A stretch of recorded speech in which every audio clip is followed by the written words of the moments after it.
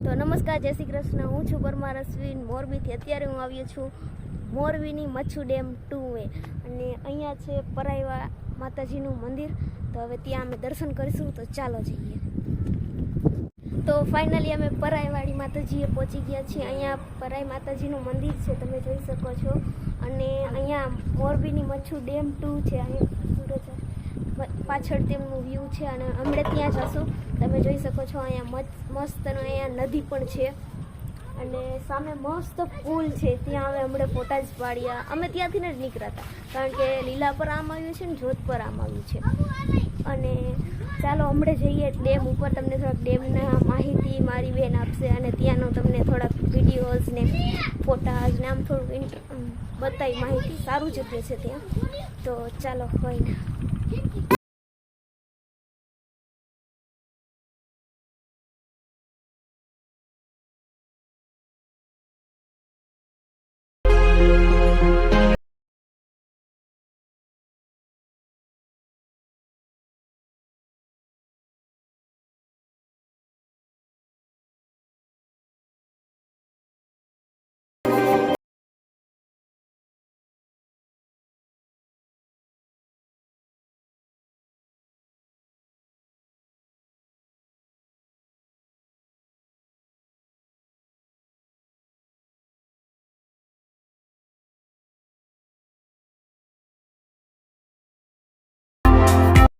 તો અમે ફાઇનલી અત્યારે જોગડોગરી પાસે આવ્યા હતા, પણ અમને હુડકું જ ન મળ્યું. તો હુડકો ચલાવનાર કોઈ મળ્યું ને. હુડકા અહીંયા ઘણા પડ્યા છે.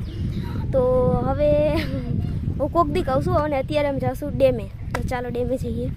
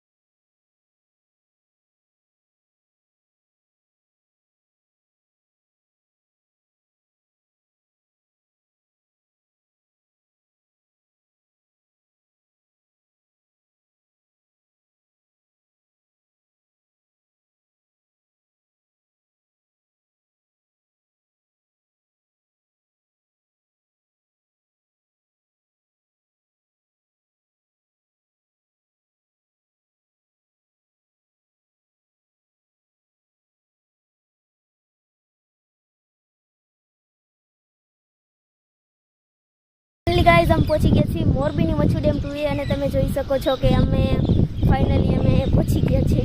અને તમે જોઈ શકો છો કે આ ડેમ છે મોરબીની મચ્છુ ડેમ 2. અને અમે અહીંયાથી પરમિશન લીધી હતી અને પરમિશન લઈને આવ્યા હતા. અને આ ડેમ રહીને ગાઈઝ મને ખાલી એટલું જ ખબર છે કે આ ડેમ રહીને 11 ઓક્ટોબર અને 1979માં તૂટ્યો હતો. અને વધુ નિકિતા આપણે થોડીક ઇન્ફોર્મેશન આપને. આ છે 18 ડેમના પાટિયા છે અને આ છે આ બતાવું તમને, આ છે કર્મચારીની ઓફિસ છે. પહેલાં ત્યાં બધા વર્ક કરતા કર્મચારી, અને આ છે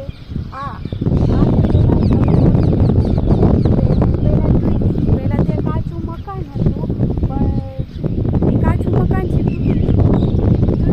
ત્યારે બપોરના 3 વાગ્યા હતા, અને કર્મચારી વર્ક કરતા હતા 5-6 હતા. તેને ખબર પડી કે આ તૂટ્યું છે, તો એ લોકો આ છે ડેમના પાટે ખોલવાની ટ્રાય કરી, પરંતુ તેનાથી ખુલી ન શક્યા. પછી બાજુમાં એક ગામ આવેલું છે, તેનું નામ છે જોધપર ગામ છે. તેને સંદેશો મોકલવામાં આવ્યો કે આ ડેમ તૂટ્યો છે, તો તમે લોકો આ દરવાજા ખોલવા માટે આવો. તો એ લોકો છે દરવાજા ખોલવા માટે આવ્યા, અને પછી દરવાજા ખોલી નાખ્યા, પરંતુ તેનો કંઈ ફાયદો ન થયો. પાણી છે બહુ આગળ વધ્યું હતું, મોરબીમાં આખા ગામમાં પાણી છે થઈ ગયું હતું, અને એના લીધે કેટલા બધા લોકો એક્સપાયર થઈ ગયા હતા. 1,000થી ઉપર હશે. અને પછી જે ડેમ તૂટ્યો હતો એના આગલા દિવસ છે સરકારને ખબર પડી કે મોરબીનું જે ગામ છે લીલાપર જિલ્લો છે શહેર હાથી છે ત્યાં છે ડેમ તૂટ્યો છે. પછી લોકોએ જેની સુવિધા આવે એ સુવિધા પૂરી પાડી, પરંતુ એના પહેલાં જે પાણીથી બહુ ઘણું નુકસાન થયું હતું. આખું છે મોરબીમાં પાણી થઈ ગયું હતું. અને પછી જે સરકાર છે ને એક અહેવાલ તૈયાર કર્યો, પણ તે બહુ સરખી રીતે નહોતું. પછી અમેરિકાની એક યુનિવર્સિટી છે, અમેરિકા હાર્વર્ડ યુનિવર્સિટી, તેના 2 સ્ટુડન્ટ છે. તેને છે ને એક રિસર્ચ કરી. તે રિસર્ચ દ્વારા એને જે ઇન્ફોર્મેશન કલેક્શન કર્યું, તેમાં જાણવામાં આવ્યું છે કે ડેમ છે ને એ અનએક્સપેક્ટેડ વરસાદના લીધે તૂટ્યો હતો.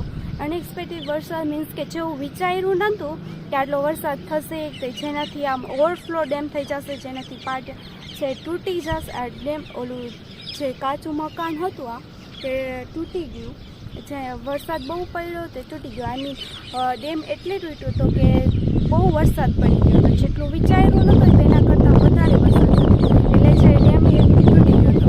અને એના આફ્ટર જે રિસર્ચ કરી હતી સ્ટુડન્ટે અમેરિકન યુનિવર્સિટીવાળાએ, એનાથી એને એક બુક બનાવી છે. બુકનું નામ છે ચિલોરે મજુનો પડકાર.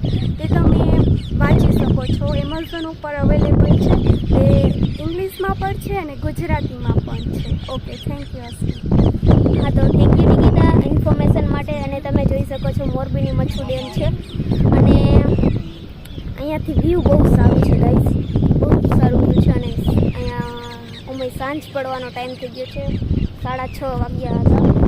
અને અમારા વિડીયો તમને ગમે તો લાઈક કરો, શેર કરો અને સબસ્ક્રાઈબ કરો, અને આવા જ વિડીયો જોવા